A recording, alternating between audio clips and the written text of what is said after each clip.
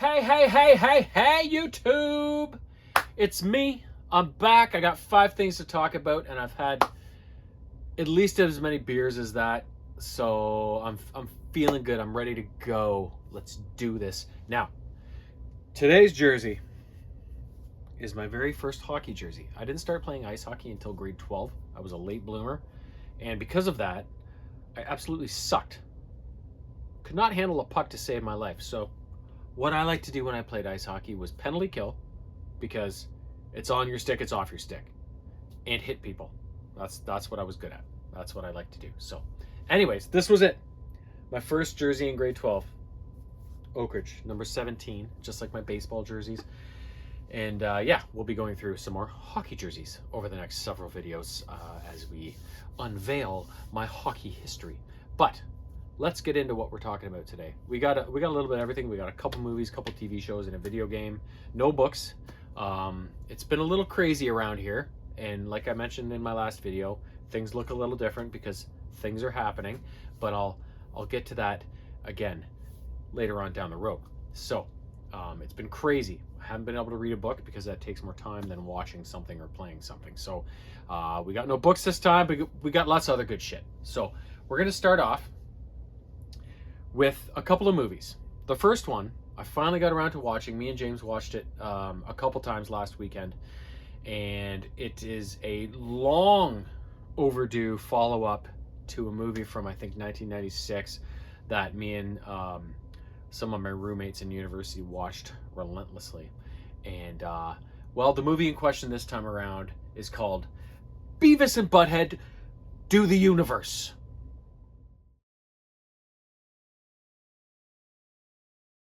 You see, Beavis and Butthead get out to go and do the whole universe. I'd be happy with one chick. Just one fucking chick. Anyways, Beavis and Butthead Do the Universe was released in 2022. Like I said, a long overdue sequel to Beavis and Butthead Do America. And it starts in the year 1998 when Beavis and Butthead introduced we're going to tell you a bit of a story here. And that story begins in 1998 in Highland, Texas, where they are from. They are at their school gym during a science fair, but they're not participating in the science fair. Butthead is proceeding to kick Beavis in the nuts as many times as he can before Beavis passes out. So the teacher mistakes them as kind of doing that as their science experiment, and then Butthead notices this machine that's just a big leg that's designed. It's called like the Super Kick 2000 or something like that, and it's designed to like wind up and kick footballs. And Butthead's like, "Oh, Beavis, come here! I got something." I got something for you.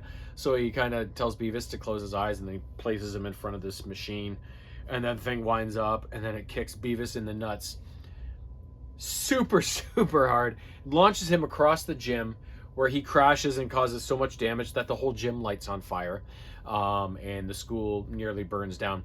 Now, Beavis and Butthead are taken before a judge, and he mistakes them for troubled youth, which I suppose, well, of course they are troubled youth.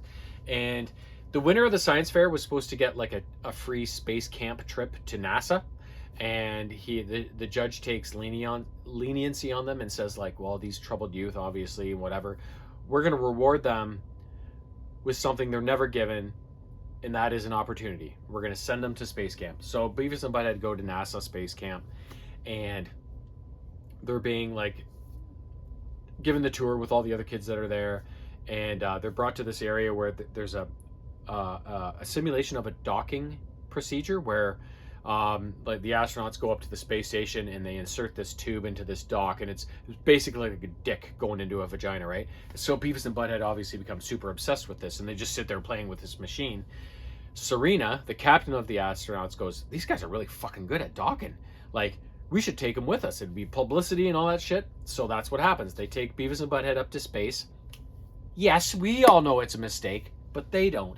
So they end up getting into space, and Beavis and Butthead, who are convinced Serena and all of her wording about going up to the space station and using the docking system, they think that's code for she wants them to do her sort of thing, right? So they're going up into space thinking, we're going to get laid. We're finally going to get laid. So obviously things don't go as planned. They fuck everything up, and Serena decides, well, they fuck things up so bad that we can't get back to Earth with the load we have right now. We need to sacrifice 2 people because of the air we have left. And so initially 2 of the astronauts are going to sacrifice themselves before Beavis and Butthead keep pissing Serena off, and she goes, fuck it, these 2 are out of here. And so she stages an accident to launch them into space, and then the regular astronauts can then go home. Now, however, Beavis and Butthead get launched into space in their spacesuits and end up hitting a black hole. And it's a wormhole that takes them to the year 2022, where they end up in Galveston, Texas. Now, the U.S. government tracks these sorts of things, so they see an anomaly come in. They know Beavis and Butthead have arrived, although they don't know it's them. They don't know what's going on. So basically, Beavis and Butthead are being hunted after coming through that wormhole. And Serena has now become like the senator of Galveston or something like that. So she's all over it. And when she finally realizes it's Beavis and Butthead, she's like, fuck, I gotta off these guys and cover up what I did to them back in 1998 before the truth gets out, right? So then it becomes this kind of chase as she tries to catch up to them and do them in. And they keep, luckily, getting through these situations where they escape her and whatever. And hilarity ensues along the way, of course, before the final climax once they're back in Highland, Texas. And I'm not going to tell you how it goes because you got to see this movie for yourself. It was excellent. It didn't have some of the blowaway sequences that Beavis and Butthead Do America did, like when they went to the desert and did peyote with their dads that they didn't realize were their dads, and then it was the whole Rob Zombie fucking music video that was crazy. It didn't have those types of blowaway scenes that the first one did, but it was still a really, really good movie. And I enjoyed, you know, the story and the action. And Cornholio came out. Obviously, he had to come out at some point, and he was really funny. He incited a prison riot during one of their stops to get back to Highland, and that was really funny. So, classic Beavis and Butthead. If you've seen Beavis and Butthead, the show, if you've seen the movie, you'll fucking enjoy this every bit as much as you do all the other stuff. So, excellent movie. Second movie up, Shazam! Fury of the Gods. This film takes place a couple years after the first Shazam, and there's a couple things going on. Daughters of the god Atlas, or the Titan Atlas, I guess is what he would be, Hespera and Calypso, are on the loose in Athens, Greece, looking for the wizard guy that gave Billy Batson his Shazam powers in the first movie. He's been imprisoned by them, and they're out there looking for his magical staff that he uses to channel all his powers and stuff. They find it in Athens, but it's broken. They raid the museum, they mend it. They now have the power of this staff.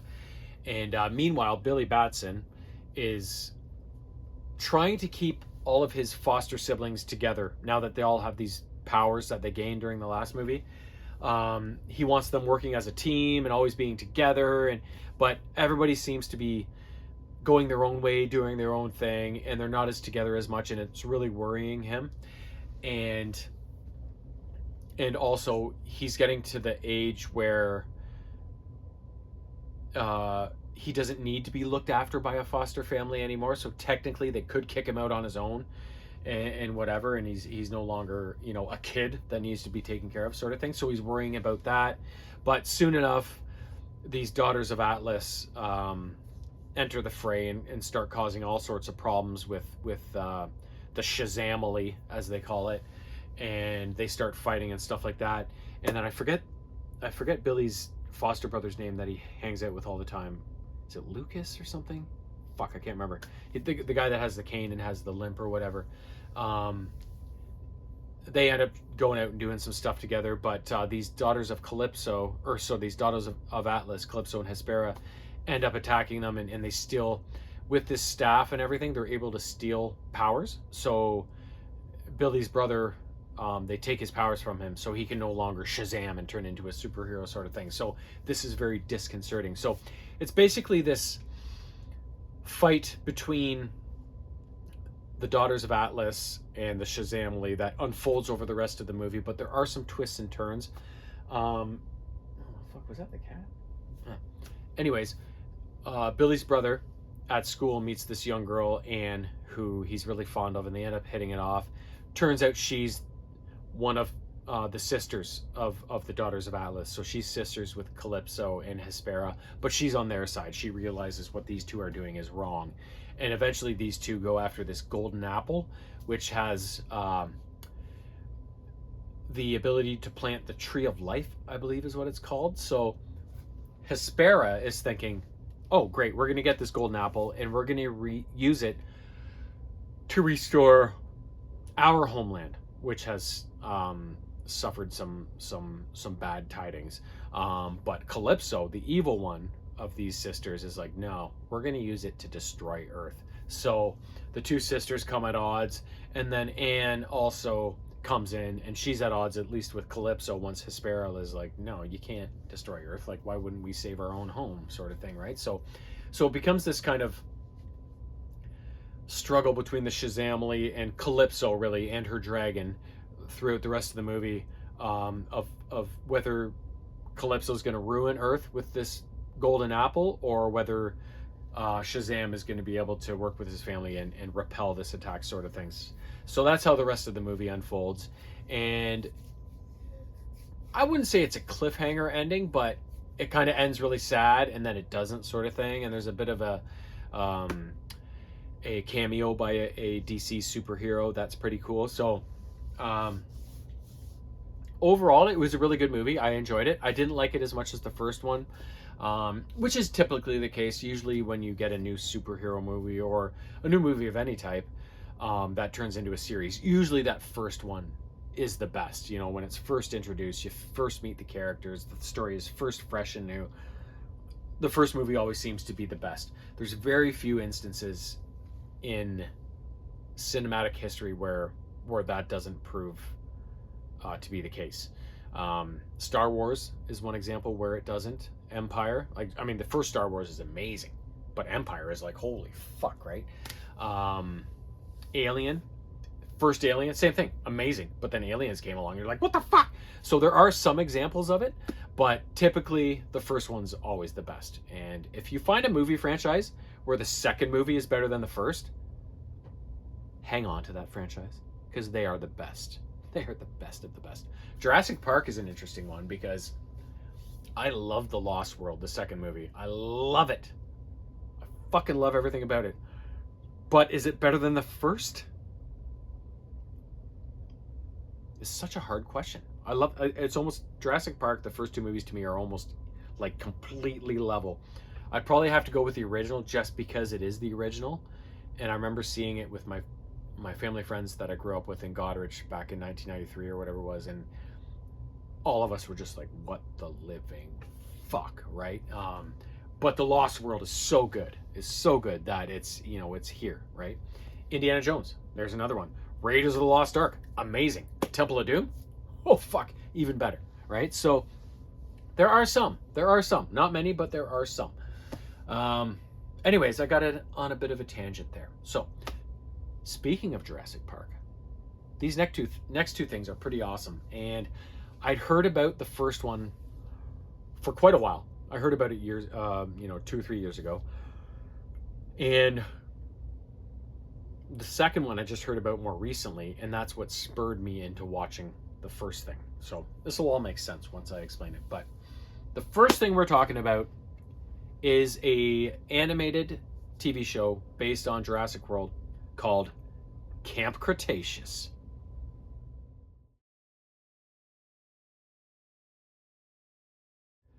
Camp Cretaceous is a computer animated TV show based on Jurassic World, the movie, that was initially released, started up in 2020. It lasted 5 seasons and a total of like around 50 episodes, give or take. And it's really neat in that it kind of follows the movie storyline, and then it deviates greatly from it after that first season or second season or whatever it is. So it follows 6 young kids, teenagers, that attend a camp at Jurassic World called Camp Cretaceous. The main character, I guess, you would consider is a kid named Darius. He is invited to Camp Cretaceous because basically Jurassic World released a video game an online video game that you could play, and whoever was the first to beat it would be invited to Camp Cretaceous to spend 2 weeks or a month or whatever the fuck at Camp Cretaceous. And so this Darius kid is the one who beat the game first and makes it to Camp Cretaceous, and that's the kind of main character that we follow along, especially at the start. Once it opens up into a more of a story, like, then it's kind of all the characters are involved, but Darius is kind of the focus at the start of the show. And then the 5 other kids are a young girl named Brooklyn, who is like a celebrity blogger, vlogger sort of thing, and a kid named Kenji, whose dad is super rich and is involved in the whole dinosaur cloning business. So Kenji's been to Jurassic World a million times. He knows the island better than anybody else, and he's kind of a prick at the start, kind of like a conceited kind of kid. Then there's Ben, who is a very nerdy, afraid of germs, afraid of danger kind of kid. So it's like, what the hell are you even doing here, sort of thing, right? And then we have, who are we missing? We're missing 2 of the girls. So Sammy, she is a teenager from Texas who lives on a ranch with her parents. So she's very rough and tumble, you know, rounding up cows and that sort of thing, right? Like very farm life kind of girl. And then the last one is a girl named Yaz, who is a top level athlete for her age grouping, and is kind of famous for being a runner and sort of thing. So these 6 kids come together in Camp Cretaceous, and their counselors are pretty funny and cool, but of course they're always, you know, during those first couple days at camp, they're going off and doing their own thing at night and whatever, and getting into a bit of trouble here and there and whatever. But eventually, their experience at Camp Cretaceous takes place right during the events of the first Jurassic World movie. So when all hell breaks loose and the dinosaurs escape the park, all that's going on while these kids are at camp. So we see that story from their vantage point. So something we never see in the movie, we get to see it from a different angle with some different people and sort of thing. There are some instances during the show where you see the Indominus Rex out walking around, so you're like, oh, that must have been right after this took place, whatever. So it's kind of linked in with that first Jurassic World movie, very loosely, in terms of, well, not loosely, it takes place at the same time, but you see little bits here and there that, you know, are familiar from the movie, at least a little bit, that links in with them, sort of thing. So I thought that was really cool. And so basically what happens is these 6 kids get stranded on the island alone after everybody else evacuates, and have to live there for months and months while not getting eaten by dinosaurs. There are some other humans that show up for nefarious purposes, and they have to deal with them.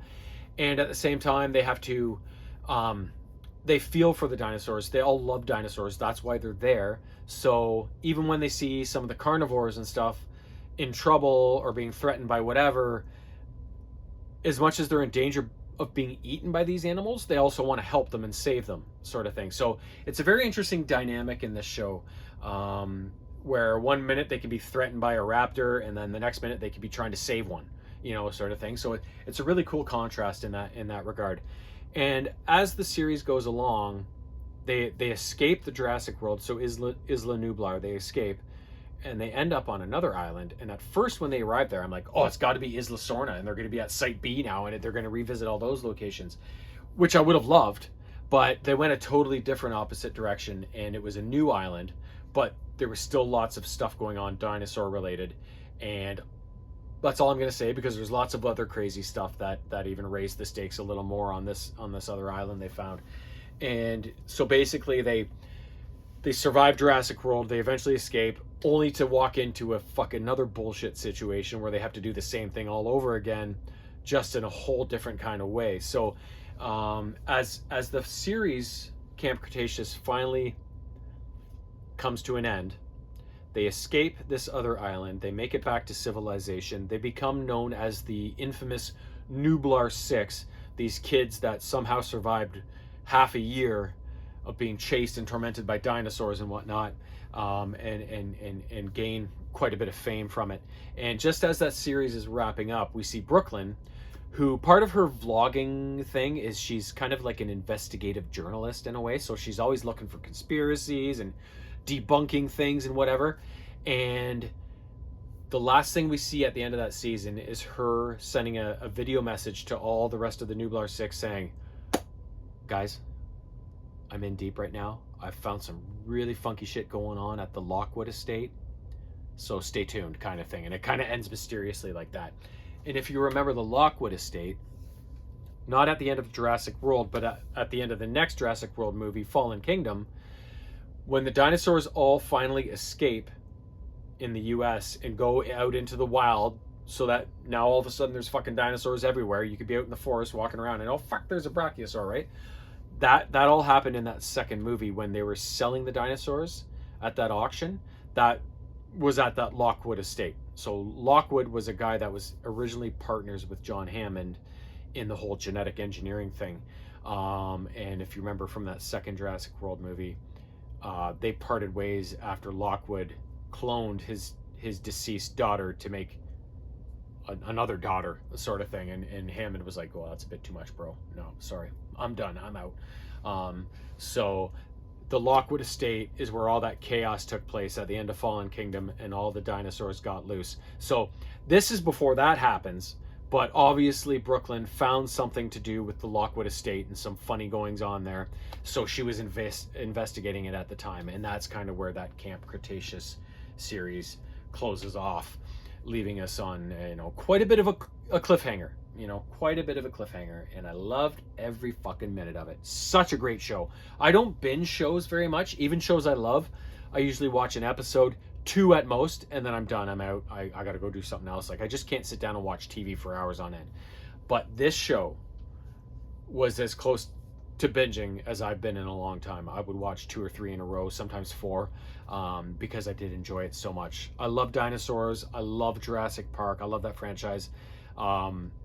So when you see a show like this come to light, I just couldn't get enough of it. In the animation, especially on the dinosaurs, they looked fucking sick. There were some awesome sequences with the dinosaurs in this show, and it was just really neat show to watch. Now, that leads us in to the second show that I watched, and being reminded that this show had just recently come out was what spurred me to go back and watch Camp Cretaceous.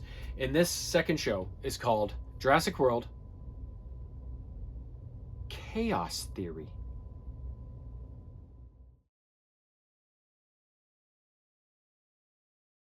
Chaos Theory. Ian Malcolm, Jeff Goldblum.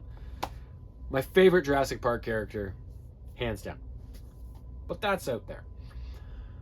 Chaos Theory takes place, I think, 6 years after the close of Camp Cretaceous. So the kids are older. They're not teens anymore. They're young adults or early 20-somethings. I don't know what the fuck they would be. But they're not kids anymore. Darius is working for the DPW, Department of Prehistoric Wildlife or something like that. So he's helping round up all the dinosaurs and cart them off and keep everybody safe by keeping the dinosaurs out of the wild, sort of thing, and rounding them up. So whereas the rest of the Nublar 6 are kind of scattered all over the place. Yaz is going to school on some island in fucking North Dakota or something like that. I can't remember exactly. Montana, maybe. Yeah, somewhere up north. Sammy's at home on her farm, but Yaz is gone and hasn't talked to her for a long time. Her parents have kind of disowned her for some reason. So Sammy's really depressed. Ben is God knows where. And Kenji is somewhere in Colorado. His father was involved in Camp Cretaceous and got arrested. So that's all I'm going to tell you. So his father's been arrested. So Kenji's kind of now on his own and doesn't have that same lifestyle that he used to with the rich dad and everything. So the one thing we do find out is that one of the Nublar 6 has died since in the intervening years, and we don't know who it is at first. And they kind of set you up because they talk about, oh, Sammy's here doing this. Darius just called and left a message for Brooklyn, blah, blah, blah. So you know, I'm thinking, fuck, well, Sammy's alive. Darius is obviously alive. He just called Brooklyn, so it's not her. So it's got to be either Kenji or Yaz. And it's not, it's Brooklyn. Darius was just calling her to leave her a voicemail to make himself feel better. So Brooklyn has since perished in the meantime. And one of the reasons Darius is working for the DPW is it's a half-blind Allosaurus that ate her. And so Darius is out to bring this fucking dinosaur in and do some damage. He wants this thing off the fucking streets, you know? So soon enough, Ben comes out of nowhere and approaches Darius and says, and he's all frantic, and he's like, he shows up at Darius's cabin in the woods, and he's like, shut off all the lights, lock the door, fucking whatever. So he's like, we're being followed, man. We're being targeted. Brooklyn didn't die by accident because she was in the forest that night and there happened to be an Allosaurus there. She was set up. That thing was there on purpose. She died for a reason. Somebody's after all of us. Somebody's been after me. And Darius doesn't believe it for the longest time, but Ben keeps urging him on. And as they kind of, some raptors show up at Darius's cabin and they barely escape and in Ben's van, and Ben's like, see, like, what the fuck? These raptors show up all of a sudden right after I arrive and they're after us? Like, and Darius is like, well, there's fucking dinosaurs everywhere. Like, this is a regular thing now. And Ben's like, no, this is targeted, just like Brooklyn was. So the two decide to go find Sammy and catch and link up with the rest of the Nublar 6. And as they move along, they just keep being targeted to the point where Darius is like, yeah, no, something's off here. Like, you're not lying. Like, somebody's after us, sort of thing. So eventually they link up with Sammy. Sammy explains to them, Yaz hasn't called me back. I'd leave her a million messages. She won't call me back. I think something's wrong. So then they go find Yaz at her school. And Yaz is like, well, I've gotten over my PTSD of the dinosaurs, but Sammy still treats me like I'm a kid and I'm so fragile, whatever. So they try and work out their differences. So in the meantime, Ben and Sammy travel on their own to go find Yaz at this point. And Darius is left to deal with Kenji because they catch up with Kenji along the way in Colorado. But Kenji wants nothing to do with Darius because the night Brooklyn died, Darius was supposed to meet her, but he was late. And Kenji's kind of blaming Darius for the fact that Brooklyn's dead. So they have some stuff to work out, which they eventually do. They find out that Brooklyn actually visited Kenji's dad not long before she got eaten. And so they go to confront Kenji's dad, and some more information comes out. So they go investigate a secret apartment in Colorado that they didn't know Brooklyn had. They find a stack of money and some papers that prove that Brooklyn was smuggling dinosaurs and working for Kenji's dad. And they're like, what the fuck? Like, she was playing us, whatever. So all of a sudden there's all these questions around Brooklyn's motives and what she was up to. And did they ever really know who she was? Were they wrong to trust her all along? You know, sort of thing. So there's all these revelations coming to light. And in the end, I don't want to say anything, but the action keeps taking place. They keep getting chased by things. They realize there's some sort of conspiracy where the DPW is actually trafficking animals around the world for some reason, for money. And they want to put a stop to it, but they get a little in over their head. They get into some action, and the series ends, or sorry, the season, because it's only the first season. It's 10 episodes the first season. I don't know when the second season's coming out, but I'm gonna watch it like fucking right away.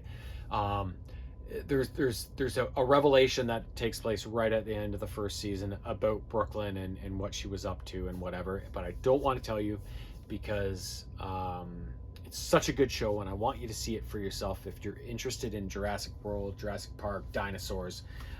It's an awesome show, just like Camp Cretaceous was.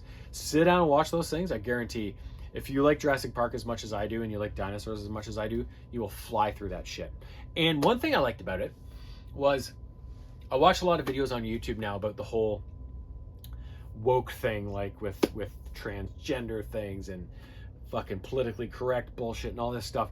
And I find I'm not watching Star Wars The Acolyte because I've heard so much bad press about just how fucking woke and agenda driven that show is.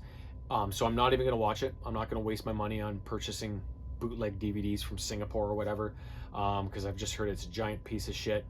There are two female characters in Camp Cretaceous that hook up and become partners, but it's treated so normally.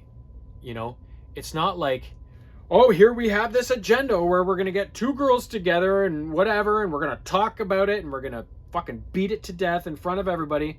No, it's just so organic. These two girls like each other, or one of them likes the other, and she's like, I don't know if I should tell her, blah blah blah, and it just happens, and it's normal. It's so refreshing that it's not really talked about. It's not really made to be a big deal. It's just this one girl likes this other girl, and they just deal with it, and it's normal. It was so fucking refreshing, instead of it being a big fucking thing, a big fucking social issue, right? That it just gets beaten to death and talked about and blah blah blah. It was just so natural and organic, and I really liked the way they approached it. I wish more shows would do that instead of making things a big deal, like just to try to appeal to the way the fucking society is now, which apparently, like, I don't know. I don't. It's hard to watch things on YouTube and read the news or watch videos and go, you know, you don't know how true all of this is. There's so much fake news out there. There's so many just people giving you their opinion and trying to influence you one way or the other. There's no just hard facts like this is what happened, this is the way it is. But I've read so much and watched so much on the downfall of Disney and Disney Star Wars especially with when it comes to the Acolyte and how it's been mishandled and how it was just such an agenda driven show, that to me this is such a weird thing, because I was born in 1976, so I was 1 year old when the initial Star Wars movie came out, so obviously I don't remember that, but I remember Empire coming out. I remember being in line to watch Jedi. Star Wars has been a part of my life since basically I was born, and became one of my favorite things in the whole wide world, if not my most favorite thing. And, you know, until the 90s, the mid 90s, when they started coming out with some books and stuff, and they started expanding on those initial three movies, all there were those first three movies, and of course Caravan of Courage and the fucking Christmas special. There was a couple of extra things, but it was really just those three movies, and that was enough. Those three movies were so fucking good. Everybody remembered them. We played Star Wars on the playground, even though nobody had home copies of these movies. They were so amazing and so memorable that you didn't need copies of them. They were so good. And as we moved forward into the 90s, we started getting books. We started getting video games. We started getting comic books. Then we got the new fucking prequel trilogy, which I'm sure people would be happy at this point to just argue about Jar Jar Binks. Like, if that's the biggest issue we have in the Star Wars universe, great, right? The prequel trilogy, in my opinion, was fucking amazing. Phantom Menace is a masterpiece. Attack of the Clones is where it kind of dipped, and then Revenge of the Sith is right up there with Empire Strikes Back in terms of the top Star Wars movies, in my opinion. And everything that came along, fantastic, fantastic, fantastic. The Star Wars universe was being so fleshed out before the trilogy, after the trilogy, thousands of years before the trilogy, during the trilogy, that it was just this one long ongoing story where everything fit together, everything was perfect. Then Disney came along and fucked everything up by calling, all those stories that were written where Han and Leia get married and they have twins and then another kid after, and then Luke marries Mara Jade, who was the Emperor's hand, who was actually an evil assassin, but he converted her, and then they had their own kid. All that doesn't happen. That's Legends now. It's fucking Legends. Fuck all the authors. Fuck all the fucking video game designers. Fuck all the artists who drew all the comic books. We're going our own direction, and our direction is fucking shit. It's fucking shit. I liked The Force Awakens when it came out, but I didn't consider it. To me, it was Legends. Okay, this is just an alternate universe story. What actually happens in the Star Wars universe is what happened in all those books afterwards. To me, as a huge Star Wars fan who has collected all this shit, that's what happens. And I'm sure anybody who is a collector and a massive Star Wars fan all along like I was will say the exact same fucking thing. This new trilogy, this Skywalker trilogy, it had some high points here and there, but for the most part, doesn't even come close to anything that came before it. And to me, it's Legends, and it's shit. And all the stuff that's on the bookshelves behind me, that's legit. That's what actually happened. So Disney comes in, they say everything's Legends, they come up with their own shitty trilogy, and they're all fucking proud of themselves. And I was like, okay, well, Star Wars is still good, because we still got all of that other stuff, and they fucked up this trilogy, but maybe they'll learn their lesson. Maybe what comes out in the future will be good. And you know what? They did an okay job, because Mandalorian is amazing. Boba Fett, Andor was really good. You know, they had some really good TV shows, but over time, the quality of those shows has started to go down, and we're getting to the point now where we're to the Acolyte, where it's not about, oh, is this a good Star Wars story? No, this is about how many minorities, how many transgender, how many gay people, how many this, that, the other thing can we fit in this fucking cast, so we can prove a point to the world that these people, I don't know, they exist. Like, everybody knows that. I don't know what the fuck they're trying to do, but it's not about Star Wars anymore. It's about this director and this CEO's mission to push this woke agenda on everybody, and I'm not buying it. I'm not watching The Acolyte, and if I hear anything else about any of the other shows that come out that are going the same way, I'm not going to waste my money watching them either. I never ever thought in my life that I would see the downfall of Star Wars. I'm at the point now where if it keeps going this way, I'm not going to entertain purchasing any new Star Wars things. There's no point. I'm just going to watch it. I'm going to be frustrated. I'm going to say, well, that fucking sucked. That's not even Star Wars. That's some fucking bitch director's version of fucking her own life. You know, like, it's about Star Wars. It's not about gay people. It's not about transgender people. It's not about representing minorities. You know what? Star Wars, of all the fucking franchises out there, has been a pioneer for minorities as far as I'm concerned. You had George Lucas create this movie in 1977 where he had Princess Leia is one of the strongest female characters in all of fucking cinema. And he was doing that in the late 70s. You can't tell me there's not female representation. Then you got Mon Mothma, who's the whole head of the fucking rebellion, and then a smattering of others as well that obviously aren't as big as those two, but are still there. You had Billy D. Williams as a black guy. You had a billion types of fucking alien races. Like, George Lucas in Star Wars is the least fucking not inclusive universe of them all, right? Like, he's so inclusive, he was making up fucking races and species, you know what I mean? So people come at, you know, and I've seen him defend himself at like Comic-Con panels or whatever, where they're talking about, oh, there's not enough females in Star Wars, and he's like, fuck off, like, Jesus Christ, who do you think Princess Leia is? Who do you think Padme is, you know? So Star Wars has been one of the most inclusive franchises in the history of franchises, and for a long time. It's not like that it started in the woke universe. They started a long time ago, and it gave a place for people to go who probably felt marginalized, like fucking giant nerds and whatever, like who didn't have any friends or whatever. Like, Star Wars was a refuge for people like that, just like it was for so many other people that didn't have those problems. Like, Star Wars is just something that brings everybody together because it has something for everyone.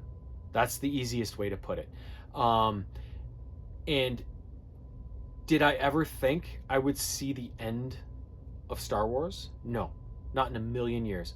I thought with the way they were going, with the movies, the TV shows, the comic books, the video games, the toy lines, everything, this is a juggernaut, and I don't think it can ever be stopped.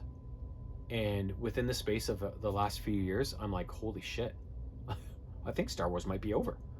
Unless they really fucking get on their horse and correct this, I think it might be over. And that's a really sad thing for somebody like me who has invested so much of their life in that universe to see its potential demise. And you know what? I'm glad. I'm pissed off George sold it to Disney, because if he just kept on doing what he's doing and surrounded himself with good people he could trust, we'd probably be in a much better Star Wars universe right now. But I'm also glad that Star Wars going to shit, he's not at the helm, because it's not his fault. You know, he was getting older. He had to sell at some point. Obviously, it probably didn't go the way he was hoping it would, but you know, we don't have him to blame. We have Disney and their fucking clown crew to blame for that. So anyways, that was a bit of a tangent, but that's kind of the way the Star Wars universe is right now. And like I said, I'm not going to watch The Acolyte, but I am interested in the Skeleton Crews coming up, and a bunch of other stuff too that I forget. I am still going to be open to watching these shows, but I'm going to be keeping my ear very close to the ground on early reviews and assessments of these shows, because if I hear the same thing about these other shows that I've heard about The Acolyte, like I said, I'm not going to waste my time. It's a waste of money, it's a waste of time, and I'm just going to buy something that has Star Wars on it that is just going to be a giant piece of shit, and I don't want that in my life. Everything Star Wars that I put on my shelf is something that I love, to varying degrees, obviously, but you know, I love Star Wars. I love everything about it, and I don't want to have a giant piece of shit with a Star Wars label on it on my shelf just because it says Star Wars. Take that for what it's worth. Anyways, like I said, that was a bit of a tangent. Last up, a video game, one I actually have a hard copy of, a franchise I really love, and I've played, if not every game in it, most, and they never fail to disappoint. And this game in question is Need for Speed Unbound. This is a 2023 game, I think, if I'm not mistaken. And it takes place in a city called Lakeshore City. And you have the choice of being a female character or a male character. I chose the female. And you work out of a garage called Rydell's Rides. So Rydell is your boss. He's a really nice guy. You fix up cars and work for him and are living a pretty decent life. And a girl named Yaz is your kind of partner in crime that does the same thing. But her and Rydell eventually have a bit of a falling out with the way he treats her and stuff like that. It's all imagined, you know, women. And she ends up splitting and talking with this guy named Alec, who she came up through the foster system with. And she ends up kind of aligning with him. And one night when you're coming home to the garage after being out, whatever, doing some street racing, you find the garage has been raided. The alarm goes off. All the cars are taken, and Yaz takes your car. She takes your Lamborghini Countach 1988 motherfucking masterpiece and splits with it. And you're like, the fuck she did. So the story picks up 2 years later. You and Rydell are still working together. It was hard, but you recovered from that theft, and you're barely kind of staying afloat, right? So you get back into street racing. You start buying some cars and working your way up. And eventually at a meet, you see Yaz in your old Lamborghini, which she's done atrocities to. And you're like, I'm coming after that bitch. And you align yourself with this new girl named Tess, who starts giving you these odd jobs about delivering vehicles and stuff like that. You're always getting chased by the cops. So you know something's up. Tess isn't exactly above board, but you're making good money and you're buying cars and you're helping Rydell stay afloat. So you're just going with the flow. And there's 3 weeks in a row each weekend, as after a bit of time goes by and you build up enough cash, you build up some cars, you start entering each weekend these qualifiers for an event called the Grand, which Tess has kind of organized and Yaz is going to be competing in. So these 3 weekends you have to each time race a different class of car and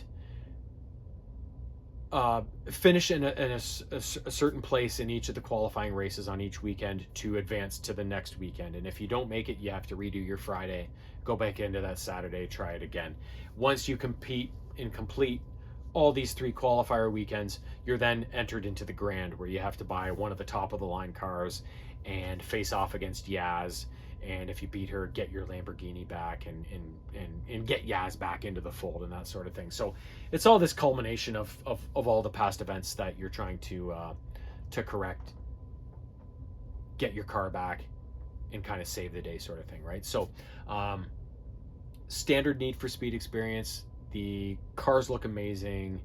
The environments look amazing. There's all the extras you have to do, like breaking billboards, collecting street art, that sort of thing. There's all sorts of different cars you can unlock and then purchase and then upgrade and tweak it out a bit, both in terms of performance and the looks of it. And the different thing about this game, it's pretty consistent with other Need for Speed games in terms of the layout of the city, how everything functions, all, you know, the whole functionality of everything is pretty consistent. But this one took a bit of a different spin in terms of the looks of the game. Everything looks real, but it has these weird animations, like when you lay down a patch and you're kicking up smoke from your tires. It kind of has this weird, colorful, cartoony animation to the smoke and everything. So it's got a different look in that regard to it, which I don't know why they went that way, because everything else looks real about it, but then you get these weird instances where it comes up with this weird cartoony stuff. So it's kind of different. I didn't hate it. I didn't love it. It's just kind of a different look for this game. Maybe they're just trying to make it stand out from the other ones to make it a little bit different from all the other ones. But either way, a fun game, super fun game. Didn't take me as long to complete as a lot of the other Need for Speed games that came before it. I found this one was a little bit shorter of a journey and a shorter of a story. Now, you could keep playing it until the cows come home and buy all the cars and whatever, but in terms of the actual things you need to do to beat the game and complete the story, not nearly as long as a lot of the other ones. So depending on what type of games you like to play, whatever, that could be a good thing, could be a bad thing, couldn't matter at all, which is kind of what it did with me. As long as the game's good, who cares how long or short it is, right? So and like all the other Need for Speed games, this game was good. So that's my 5 things. Hope you enjoyed all my tangents and my fucking blah blah blah blah. Next time I probably won't bore you with all those details, because I got it all out of my system this time. But hopefully I'll be back soon enough with 5 more things, and yeah, we'll find out what those 5 things are when the time comes. Toodles.